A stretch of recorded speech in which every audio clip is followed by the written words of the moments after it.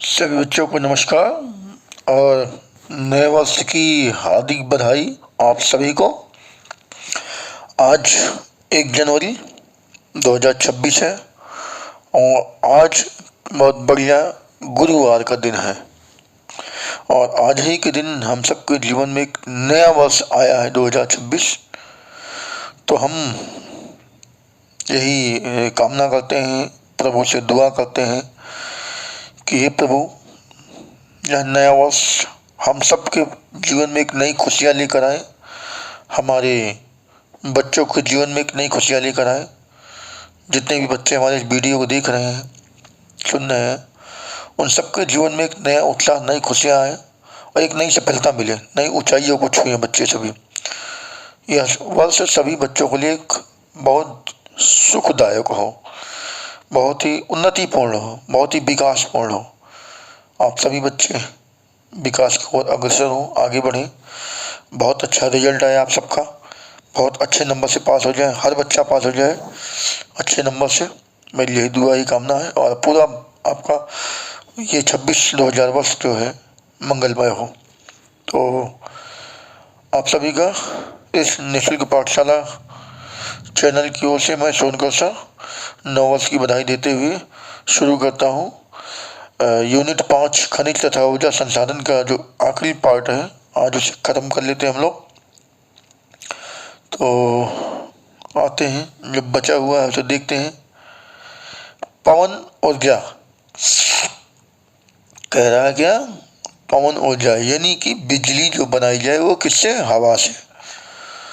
इसके बारे में बात कर रहा है, तो देखते हैं। भारत में पवन ऊर्जा के उत्पादन की महान संभावना है। मतलब भारत में कह रहा है कि जो हवा से बिजली बनाई जाने की संभावना है वो बहुत ज़्यादा है। पूरी पूरी उम्मीद है, पूरी पूरी संभावना है कि हवा से बहुत अच्छी बिजली बनाई जा सकती है। भारत में पवन ऊर्जा फार्म की विशालतम पेटी तमिलनाडु में नागरकोइल से मदुरई तक अवस्थित है। यानी जो हवा से बिजली बनाए जाने का जो केंद्र है, ऊर्जा केंद्र लगाए गए हैं, फार्म बनाए गए हैं, वो बड़े बड़े क्षेत्र कहाँ पर हैं? तमिलनाडु में पाए जाते हैं। कौन से राज्य में? तमिलनाडु में। कहाँ से? नागरकोइल से मदुरई तक फैले हुए हैं। अभी दिखाते हैं कैसे बनती पवन से बिजली। इसके अतिरिक्त आंध्र प्रदेश, कर्नाटक, गुजरात, केरल, महाराष्ट्र तथा लक्षद्वीप में भी महत्वपूर्ण पवन ऊर्जा फार्म है। कहने का मतलब ये सभी के सभी राज्य समुद्र तटीय क्षेत्र है। कौन से? समुद्र तटीय क्षेत्र है, यहाँ पर लगभग गर्म तापमान हमेशा पाया जाता है और समुद्र के किनारे हवाओं के चलने की वजह से इनकी पवन चक्कियाँ जो चलती हैं, जिससे कि बिजली बनाना आसान हो जाता है। नागरकोइल और जैसलमेर देश में पवन ऊर्जा के प्रभावी प्रयोग के लिए जाने जाते हैं। मतलब अच्छे खासे प्रभाव के लिए जिसका प्रभाव है। कहाँ? नागरकोइल तमिलनाडु, जैसलमेर राजस्थान में, जहाँ पे हवा से बिजली बनाई जाती है। ये देखिए जो चित्र दिख रहा है आपको, नागरकोइल का है।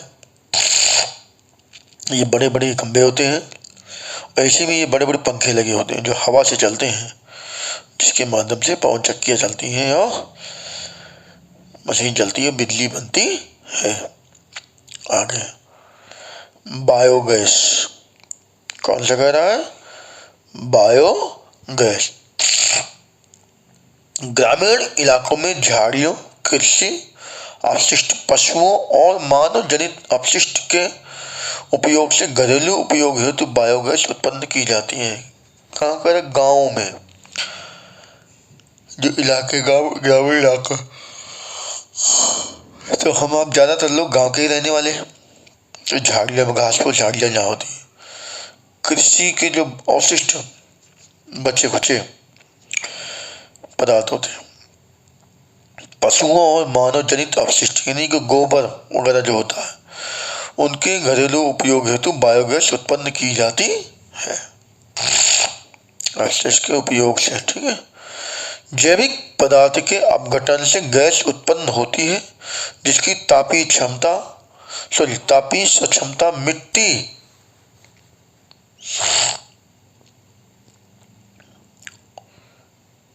तेल उपलों व चारकोल की अपेक्षा अधिक होती है। मिट्टी का तेल जो होता है, उपला यानी गोबर के कंडे वगैरह जो बनाए जाते हैं उन सब से। बायोगैस संयंत्र नगर पालिका, सहकारिता तथा निजी स्तर पर लगाए जाते हैं। नगर पालिका वगैरह के माध्यम से लगाया जाता है या निजी स्तर पर व्यक्तिगत कोई लगवाए तो बायोगैस संयंत्र लगाया जाता। पशुओं का गोबर प्रयोग करने वाले संयंत्र ग्रामीण भारत में गोबर गैस प्लांट के नाम से जाने जाते हैं। पशुओं के गोबर से कह रहा है खाद भी पशुओं के गोबर से प्लांट से जो गोबर से गांव क्षेत्रों में बिजली बनाई जाती थी, हमने देखा बनते हुए, तो गोबर गैस प्लांट के नाम से जाने जाते हैं। ये किसानों को दो प्रकार से लाभान्वित करते हैं। किसान को दो प्रकार से लाभ पहुंचता है। कैसे? एक ऊर्जा के रूप में और दूसरा उन्नत प्रकार के उर्वरक के रूप में। एक तो उस गोबर से बिजली बनती है, दूसरा उसी गोबर से खाद भी बनती है जो पशुओं के लिए लाभदायक होती है। सॉरी, किसान के लिए लाभदायक होती है, खेतों में डालते हैं, ठीक है। बायोगैस अब तक पशुओं के गोबर का प्रयोग करने में सबसे दक्ष है। जो बायोगैस होती है उसमें क्या कहते हैं, पशुओं के गोबर का प्रयोग करने में सबसे दक्ष मतलब महत्वपूर्ण है। यह उर्वरक की गुणवत्ता को बढ़ाता है। किसकी गुणवत्ता को?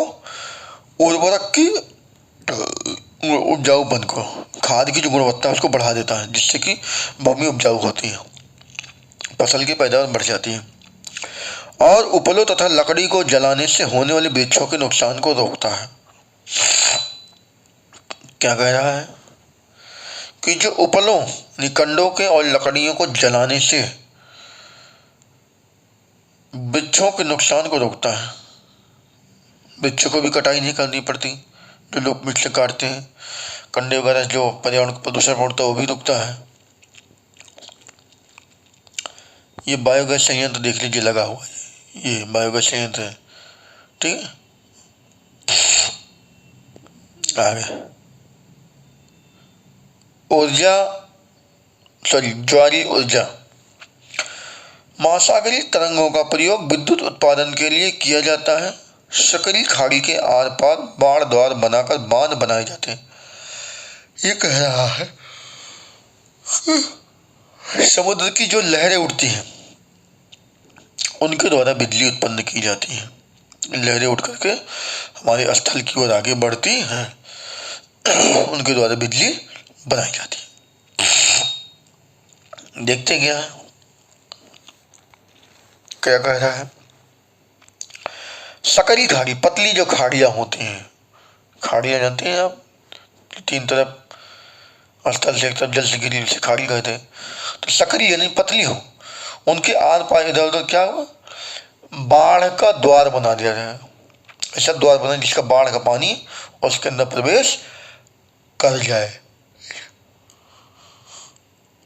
मुख ऐसा बनाया जाता है जिसके अंदर बाढ़ का पानी जाता है। उच्च ज्वार में इस सकरी खाड़ीनुमा प्रवेश द्वार से पानी भीतर भर जाता है। तो ऊंची ऊंची लहरें उठती हैं, आगे बढ़ती हैं स्थल की ओर, तो इन खाड़ियों में जाकर के पानी भर जाता है, ठीक है। क्या कह रहा है। और द्वार बंद होने पर, क्या होने पर, द्वार बंद होने पर बांध में ही रह जाता है। और जो पानी भीतर जाता है क्या होता है, जब उसका पानी झटके से मारा अंदर गया फिर दरवाजा बंद हो जाता है। तो बंद हो जाता है तो जो अंदर गया हुआ पानी है वो अंदर ही रह जाता है।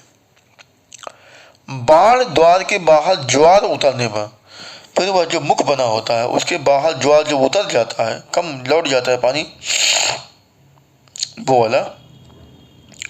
तो बाढ़ द्वार के बाहर ज्वार उतरने पर क्या करें, बांध के पानी को, जो बांध के अंदर पानी गया है, उसी पानी को इसी रास्ते पाइप द्वारा समुद्र की तरफ बहाया जाता है। फिर उसी रास्ते पाइप के माध्यम से समुद्र की ओर फिर वापस उसको निकाला जाता है, जो इसे ऊर्जा उत्पादक टरबाइन की ओर ले जाता है।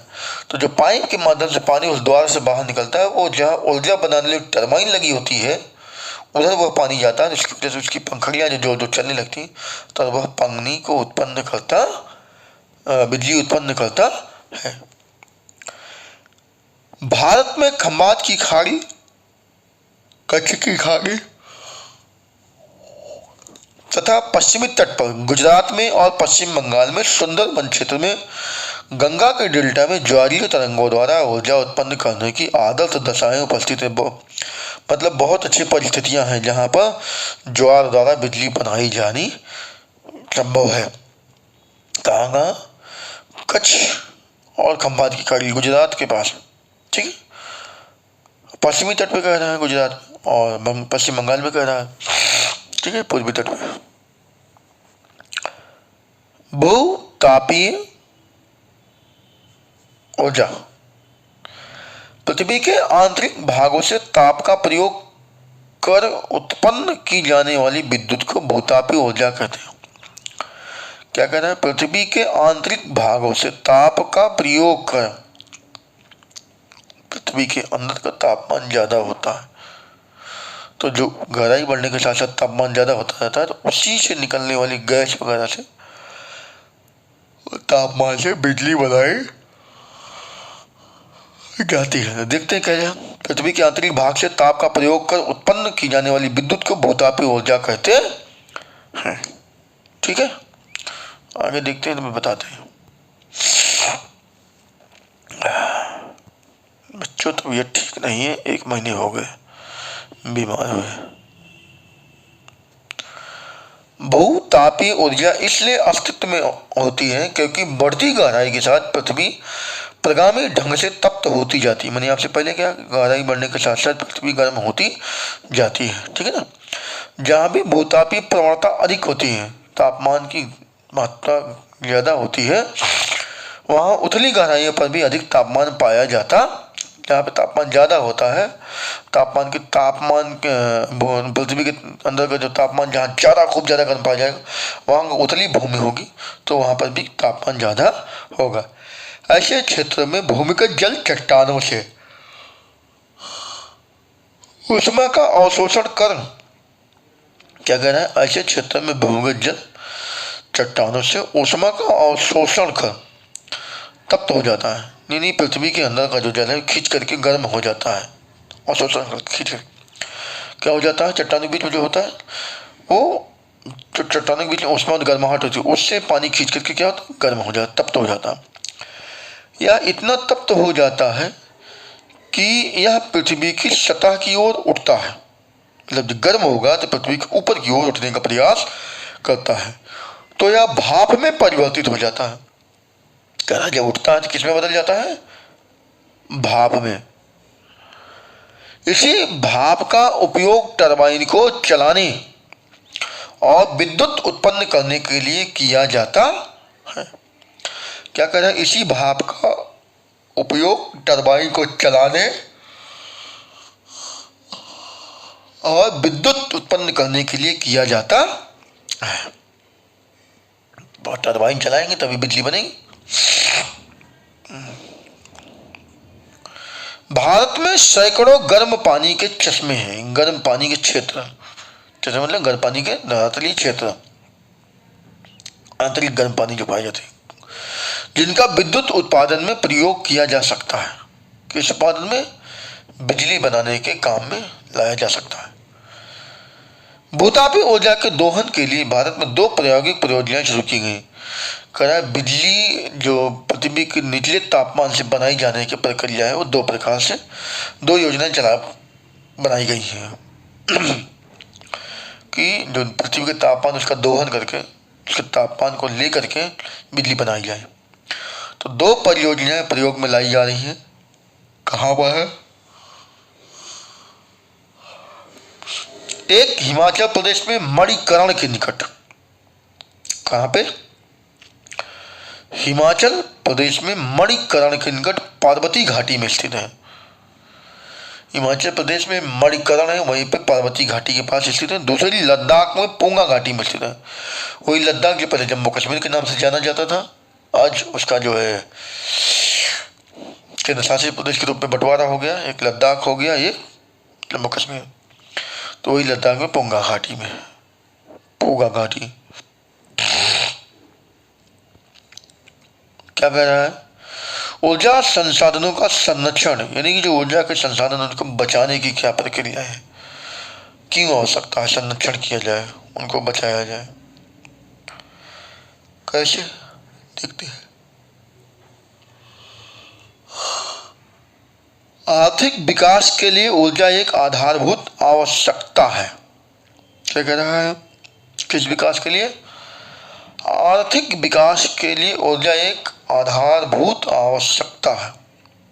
राष्ट्रीय अर्थव्यवस्था के प्रत्येक सेक्टर, किसके कह रहा है? राष्ट्रीय अर्थव्यवस्था के प्रत्येक सेक्टर, मतलब हर क्षेत्र में, कृषि, उद्योग, परिवहन, वाणिज्य व घरेलू आवश्यकताओं की पूर्ति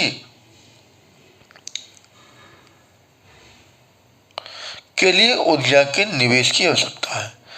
मतलब इन सब चीज़ों में जो उपयोग की जा रहा है, कृषि, वाणिज्य, उद्योग, कंपनियां वगैरह चलाने के लिए, अच्छे में बिजली बनाने की बहुत अति आवश्यकता है। क्यों?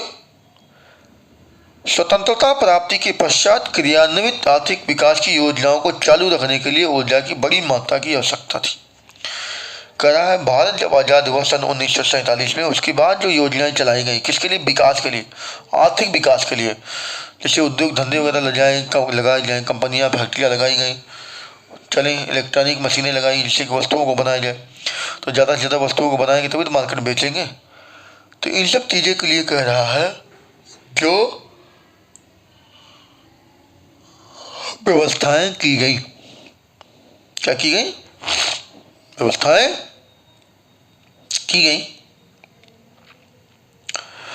उसको कह रहा बढ़ाने की जरूरत थी, उसमें विकास की आवश्यकता थी, चलाने की आवश्यकता थी, बंद न हो। तो जिसके जो बिजली के सभी प्रकारों के उपयोग धीरे धीरे बढ़ रहा है, मतलब हर जगह बिजली का प्रयोग हुआ है, इसलिए हमें इन सभी के कारखानों को चलाने के लिए और ज़्यादा बिजली की आवश्यकता हुई। जो भी सौर ऊर्जा हो, पवन ऊर्जा जो है, इन सब का उपयोग बढ़ रहा है धीरे धीरे। देखिए अब आप सबके घरों पे, छतों पे सौर ऊर्जा का लग रहा है ताकि बिजली की बचत हो, है ना। जब आप सौर ऊर्जा का उपयोग करेंगे तो ये कोयले वाली या जल विद्युत बिजली बचेगी, ज़्यादा उपयोग नहीं होगा इसका, बिल भी नहीं आएगा आपका। वर्तमान में इस पृष्ठभूमि में ऊर्जा के विकास के सतत पोषणी मार्ग के विकसित करने की तुरंत आवश्यकता है। मतलब ऐसे विकास के लिए सभी विकास के जो भी मार्ग अपनाए गए उनको विकसित करने की आवश्यकता है। ऊर्जा संरक्षण की प्रोन्नति और नवीकरण, ऊर्जा संसाधनों का बढ़ता प्रयोग, सतत पोषणी ऊर्जा के 2 आधार है। जो आवश्यकताएं हुई और बढ़ाया जा रहा है, नई नई ऊर्जाएं बनाई, ऊर्जा केंद्र स्थापित किए जा रहे हैं, उनके लिए बहुत ही मुख्य आधार क्या कर रहा है? वर्तमान में भारत विश्व के अल्पतम ऊर्जा दक्षता देशों में गिना जाता है। कहा जा रहा है कि वर्तमान स्थिति है कि भारत में बहुत कम बिजली की क्षमता है। ठीक है, हमें ऊर्जा के सीमित संसाधनों के न्याय संगत उपयोग के लिए सावधानी पूर्वक उपागम अपनाना होगा। उदाहरणार्थ, एक जागरूक नागरिक के रूप में हम यातायात के लिए निजी वाहन की अपेक्षा सार्वजनिक वाहन का प्रयोग करके जब प्रयोग न हो तो बिजली बंद करके विद्युत बचत करने वाले उपकरणों के प्रयोग से तथा गैर पारंपरिक ऊर्जा साधनों के प्रयोग से हम अपना छोटा योगदान दे सकते हैं। चलिए क्या कह रहा है?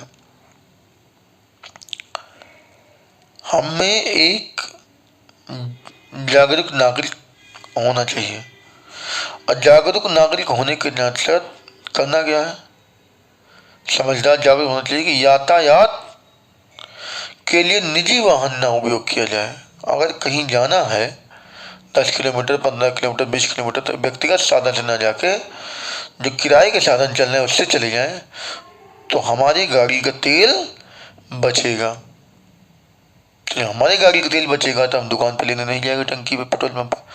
तो उतना पेट्रोल पंप पे कम तेल मंगाएगा पेट्रोल पंप वाला, तो वो वहाँ से मंगाएगा रिफाइनरी से कम उतना तेल, फिर उतने तेल वहाँ से निकाला नहीं जाएगा खदान से, है ना।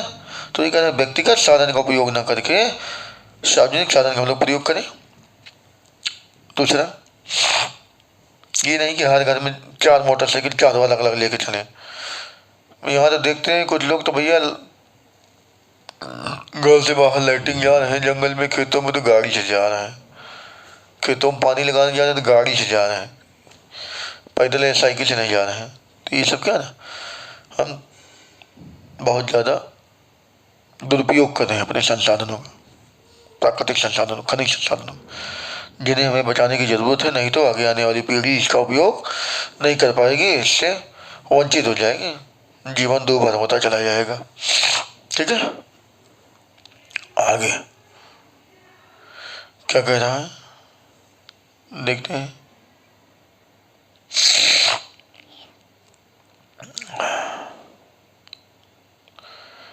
कह रहा घर में जब काम ना हो तो जो बल्ब जल रहे हैं उनको बंद कर देना चाहिए, जो उनका उपयोग ना हो उन बल्ब को बंद कर देना चाहिए, और जिन उपकरण से बिजली बचे उनका उपयोग करना चाहिए। और जो गैर पारंपरिक ऊर्जा के साधन है उनका हम अपना योगदान करें, और छोटे छोटे योगदान से हम बिजली की बचत कर सकते हैं, ऊर्जा की बचत कर सकते हैं। आखिरकार ऊर्जा की बचत ही ऊर्जा उत्पादन है। भाई हम वो बिजली का बचत करेंगे तभी तो ऊर्जा उत्पादन होगा, जो बनाई हुई बिजली संरक्षित होगी हमारी, कम खर्च होगी बिजली, है ना। तो बच्चों ये चैप्टर आपका समाप्त होता है, और इसकी आगे का जो चैप्टर है वो हम लेके आएंगे विनिर्माण। कल तबीयत खराब चल रही, ठीक नहीं हो रही तबीयत, इसलिए थोड़ा परेशान मैं भी हूँ। और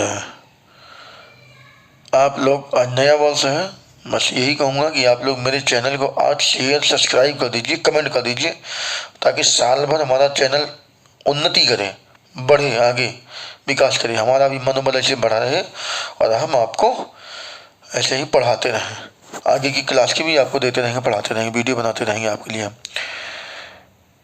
तो बच्चों बस नए वर्ष पे हमारा एक सब्सक्राइब जरूर बढ़ाओ, लाइक कमेंट शेयर करो। तो अगली क्लास कल लेके मिलेंगे, तब तक के लिए धन्यवाद। एक बार पुनः आप सबको नव वर्ष की हार्दिक शुभकामनाएं।